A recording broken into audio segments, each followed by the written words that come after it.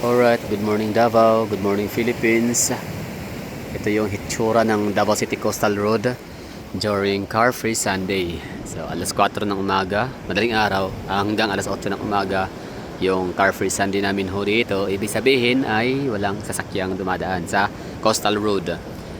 Kasi ano siya, giveaway para sa mga health enthusiast gustong magpalakas ng magpalakas ng hangin sa baga, gustong makapag exercise so 4 na oras din yun. So ito yung hitsura, pinahaganap pinaka view.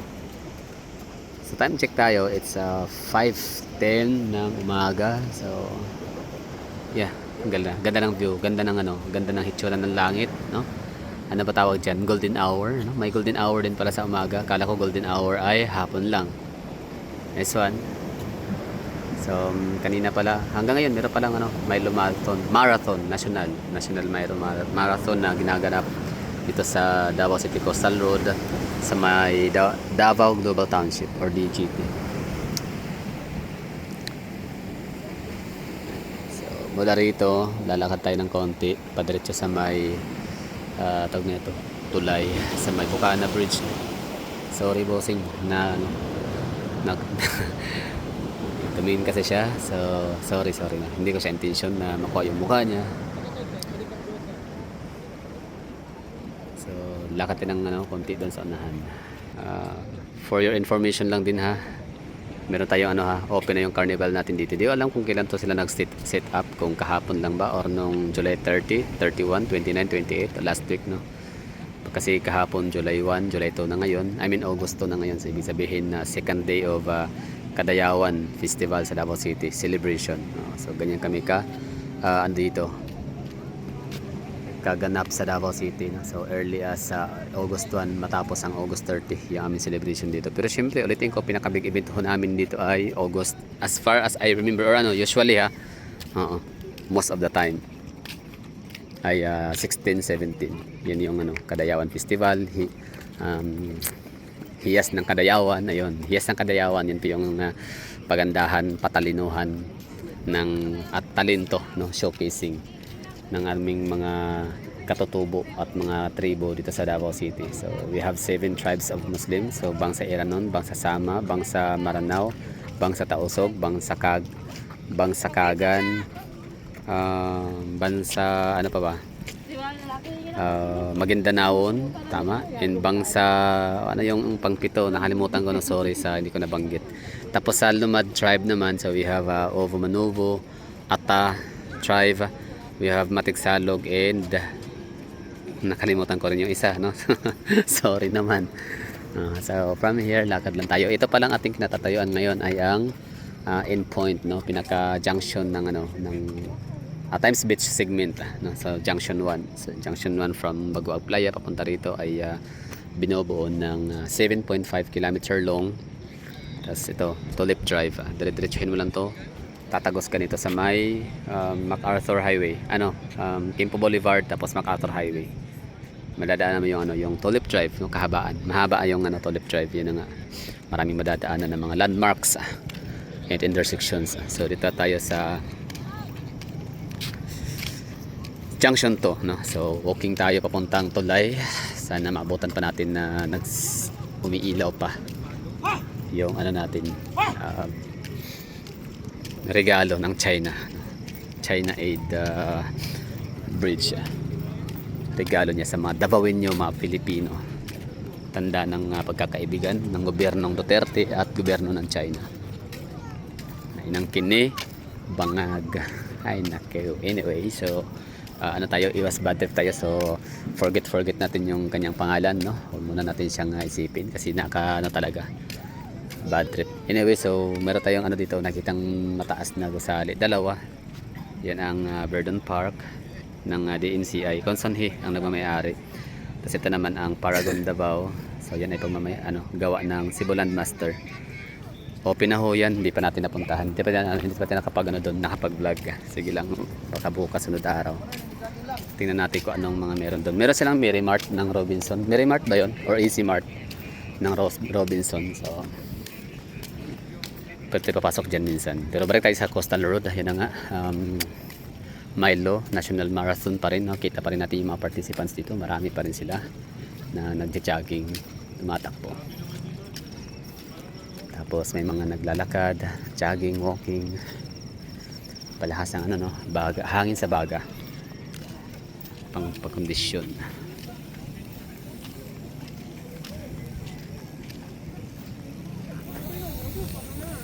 Golden hour.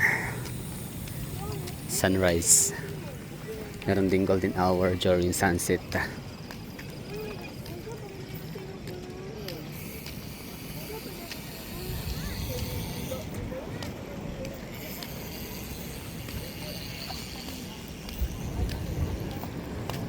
Siyempre, hindi lang mga tao, no? Hindi lang ganda ng lugar, ng kalsada, ng highway, ng coastal ang ano natin kukuhanan, pati rin yung napakagandang tunog na hampas ang alon sa ating ang tawag dyan, wave breaker.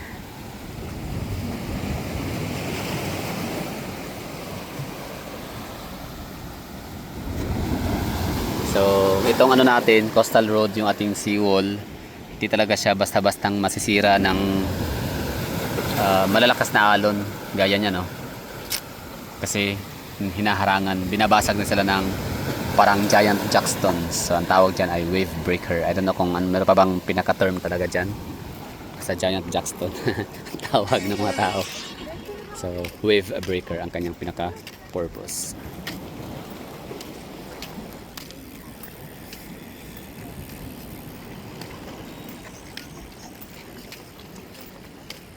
Nice. Mga participants, Milo.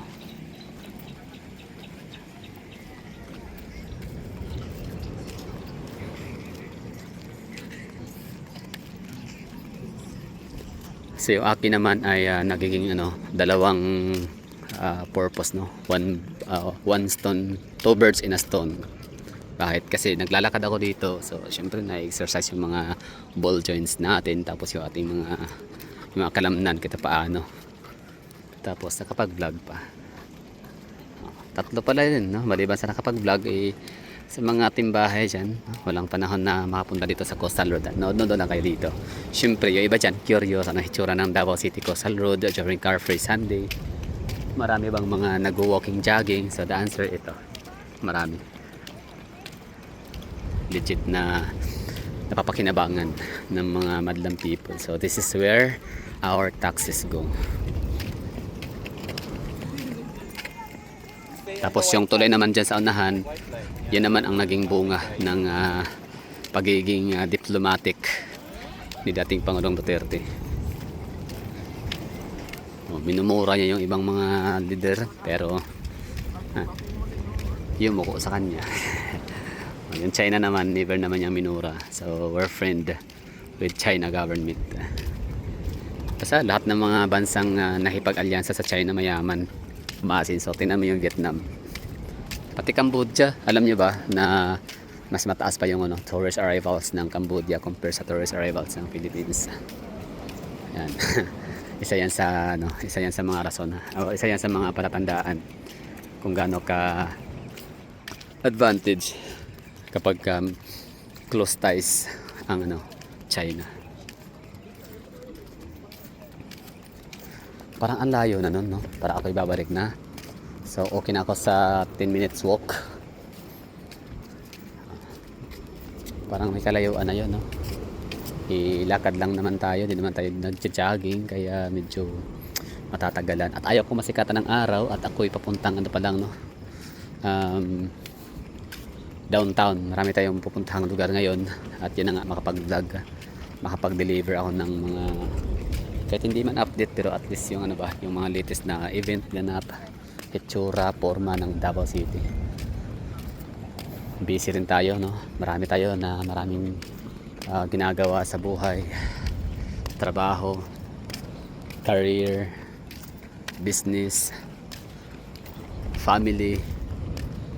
Marami tayong mga kinabisihan, inaatupag, kaya medyo wala tayong time para pumunta sa pinaka-downtown city of Davao. Kaya puro na tayo nood sa mga news, balita at syempre sa mga nagva-vlog. So ito yung pangalawa nating vlog sa August, second day of vlogging day in the month of August. So hindi na ako didiretsong tulay. Ano ba, diretso ba o ano? Ano sa tingin niyo, diretso na lang ba? Layo nun ha, for 4 kilometer. Tapos ilan ba yung ilan ba yung speed ng lakad? Let's say na 2 kilometer per hour. Yeah. I mean 60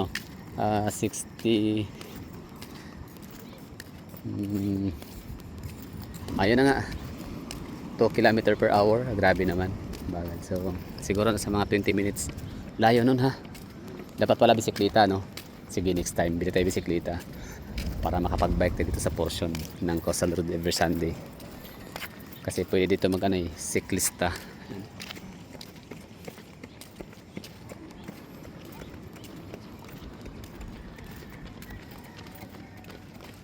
Okay, so meron akong nakita pala dito na napakagandang structure na naman, no? So bagong gusali, newly open yun, no? So that's 101 Hotel, tama ba? Hotel 101 Double Dragon. The biggest, the largest 5-star hotel in the island of Mindanao. Pinakamalaki ang kanyang sukat ng gusali, tapos pinakamaraming kwarto na din. So may makulimlim, no? So wala tayong makikita Mount Apo. So ganun talaga, no? Hindi lahat ng oras ay magpapakita yan hindi lahat ng panahon ay magha-hi hello si Mount Apo. So wala siya sa mood ngayon, kaya yan nagtago.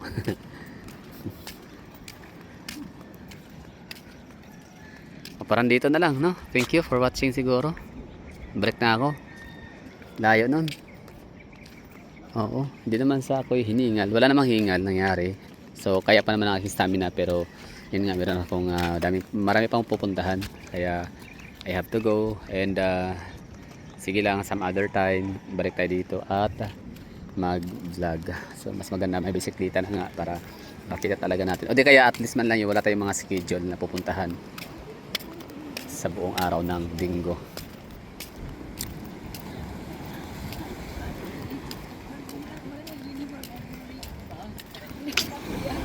So the rest of the vlog, the rest of the video ay hanggang doon na tayo sa My Times Beach segment, no? Pinaka-junction. So kailangan dire-diretso na tayo dito maglakad at pintuhan ng konti, no? Anything pwedeng matapik natin, basta lang tayo cool, chill, good vibes, no? Huwag na tayong mapaka-stress sa politics. So ganyan lang ka simple ang buhay namin mga taga-Davao, mga taga-Davao. Lang kami dito, gising na maaga sa linggo, jogging, walking. I-enjoy namin ini-enjoy namin yung mga facilities, mga infra projects ng gobyernong Duterte. For free, of course. Libre siyang i-navigate, libre siyang puntahan, libreng i-enjoy, pero maganda. Hindi siya bara-barang pagkagawa, no? Talagang mayroong view, although hindi siya sana lagyan na to ng mga drawing, painting. Sa tingin niyo, di ba, no? Ganda sana, mas maging mas maganda lalo yung experience ng mga taga Davao, ng mga Pilipino, o ng mga tao na lang, mga human being. Kasi maraming mga Amerikano din ako na nakikita dito, mga naglalakad, nagja-jogging during Car Free Sunday. So hindi tayo pwedeng exclusive lang sa Davaoenyo, Mindanaoan or Filipino, kasi nga maging mga banyaga dito rin sila nag-i-enjoy, nakakapag-benepisyo rin sila. So sana lagyan to ng color para mas maging colorful siya. Pwedeng kulay green, di ba? Since green and smart city naman ng Davao City, so pangatawanan na natin green city, no? Marami tayong green taxi, meron tayong green building, tapos meron tayong greeneries, no? Mga punong kahoy, pananim. Tapos yung mga Duterte, by nature, so yung mga yan. So ibig sabihin, mahilig silang mga laga ng mga pananim. Kumbaga, Hindi talaga kumbaga nakasubscribe sila sa idea na di baling hindi masama talaga ang pag-unlad basta hindi ito nakakasira ng kalikasan. So pwedeng umunlad ng walang tawag nito, walang kapalit, no, na buhay ng kalikasan. Ano ba tawag dyan? Hindi ko masabi, no, kulang ako sa vocabulary. So ito yung buhay namin mga taga Davao. We're enjoying the katas, no, ng buwis. Pero may tao natulog dyan. Hindi ko alam lasing ba siya o iwan. Pero ang galing, safe siya, no?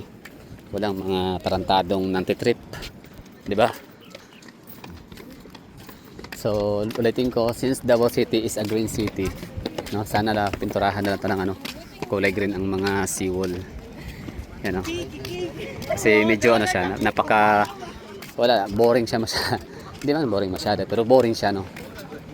Mas kumbaga mas maganda kapag mas lagyan to ng mga coloring painting. Kahit green lang, no? Goods na 'yon. Pag green kasi daw walang lamok na lumalapit. Totoo ba 'yon? Kasi may mga bahay 'di ba na yung pintura ay green. Ang purpose daw noon ay para walang lamok, walang dinggi. Anyway, so malapit na tayo sa pinaka-segment ng Times Beach.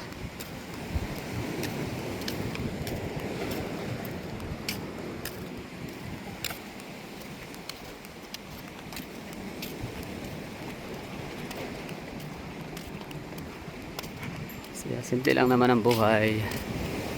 Jogging lang. Chill lang kami dito. Kahit pa marami din kaming mga dito, mga pinagdadaanan, yun nga. Pinagdadaanan ng mga taga Davao? Inflation, no? Mataas ang inflation. Grabe yung kuryente. Grabe. As in, nakaka-trauma yung kuryente nung konsumo ko nung April, binayaran ko nung May, siyempre ang taas. Tapos nung konsumo ko nung May by June, so medyo bumaba. Balik ulit nitong July, ang taas. So grabe. Siyempre, sino ba may pakananon? Saan ba nagmumula yung mga ganyang krisis? Siyempre sa kapabayaan ng ating gobyerno. Pero yun nga, isa sa mga pinagdaanan ng mga taga Davao. Pero tuloy pa rin kami dito na ituloy pa rin ang buhay na normal. Yung sabihin is life must go on. Sa mga mukha ng mga tao dito na makita ho ninyo sa video, parang wala lang kaming iniindang bad trip, panggagalaiti sa current administration. Pero sa totoo lang, ngayong election 2028, yun, doon namin isabog, doon namin ipakita, i-express ang aming disgusto, dismayado, no? And napaka bad trip sa current government ni BBM. So doon natin maipapakita ang mga taga Davao. Kaya ngayon, tiis-tiis muna tayo. Ilang buwan na lang ay 2027 na. Ayun, election is just around the corner. So para saan pa? Para saan pa maghuhurmentado mga taga Davao? So chill lang kami dito, relax lang. Tuloy ang buhay.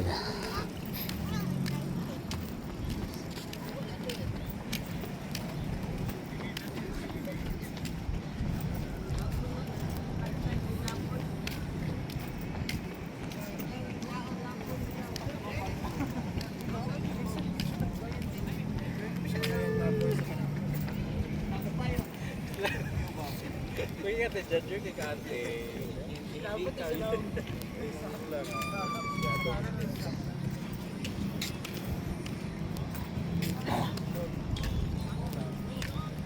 Para may habagat yata, amihan. Ano ba tawag diyan sa malakas na hangin galing sa western side, no, of the sea, of the sea.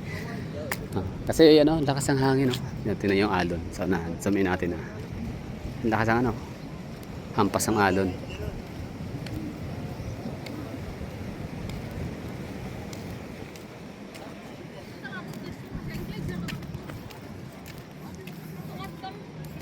So okay na ako dito, no? Solve na yung aking paglalakad. So ilang minuto din, umabot din ng 20. 20 minutes of walking, vlogging. Pero syempre, di pa ito natatapos. Doon pa natin to i-off yung camera sa may corner ng Times Beach corner, Ecoland Drive. Tama.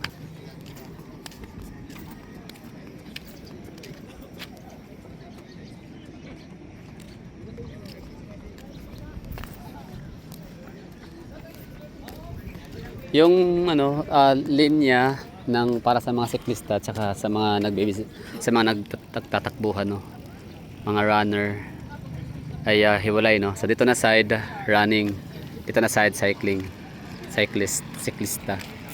Ayos. Organized, no? At least para mas safe para sa lahat. May iwasan yung mga sakuna injury, disgrasya. Ang mauna giingon nga kailangan kusgan ka. Para aning mag-jogging ka, mag-exercise ka, para ulang pa mag-jogging ka. Pag lang pa mag-jogging ka, lalo na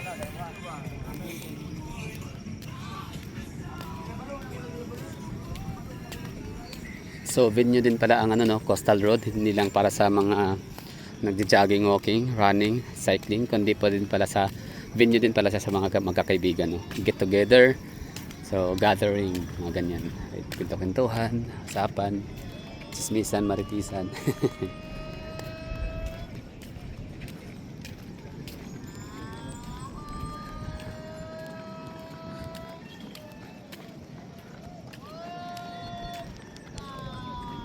Yun, sige, mamaya tingnan ko to dito anong meron sa gabi, kung gaano ba to ka-vibrant during night time, gaano kasarap mga pagkain.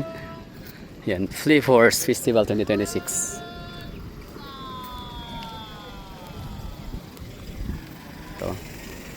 Thursdays, Sundays, every 3 p.m. to 12 midnight. Okay. So ilang araw lang yun. Thursday, Friday, Saturday, Sunday. So it's a 4 nights lang. So yun, nagsimula na 30 hanggang August 30. Coastal Road, Davao City, near Ecoland Roundabout. Yan. Bisitahin natin mamaya. Tsaka mayroong parking space provided. Ang ganda din, no?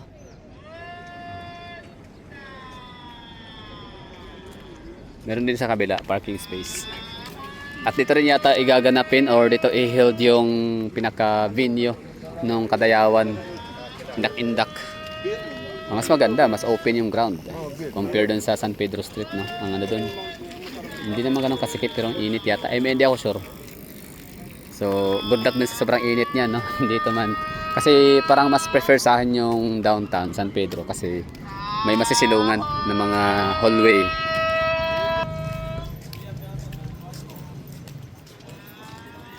Time check, 5:33 ng umaga. So may mga newcomers pa rin. Yan, simulang mag-jogging, running.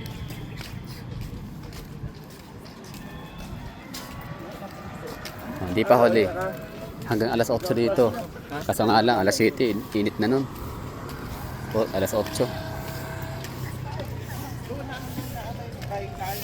lagay ng parang something sa ano.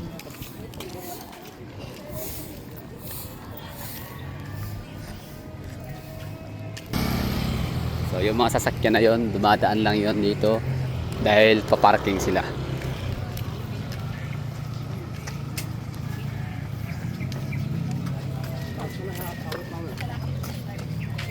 Ikuan mo to, mahalon to nga.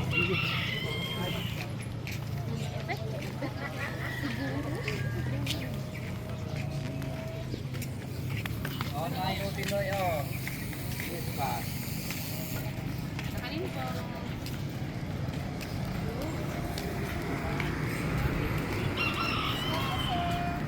Di ko alam kung itong mga lamesa to kagabi pa to.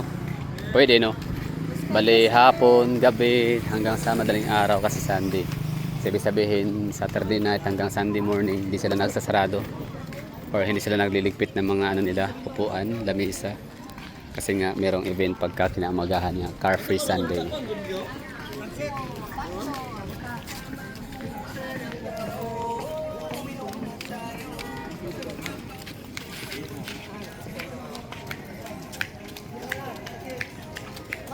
Kaldo po ba? 340, sir.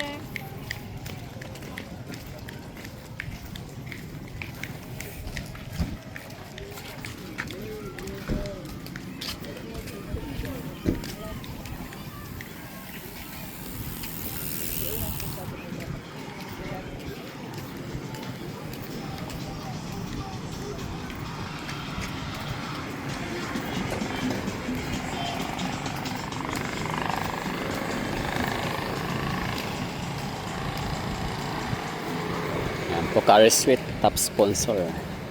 Kadayawan Festival. Yung ano nila dyan, ambassador si Fumiya. Yan, yung Japanese na vlogger na sumali na rin sa Pinoy Big Brother. Si Fumiya. Okay na, dito na tayo. We're here. Thank you for watching.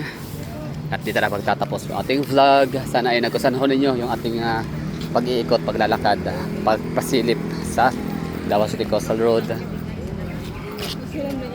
Times Beach segment and yun, Junction 2.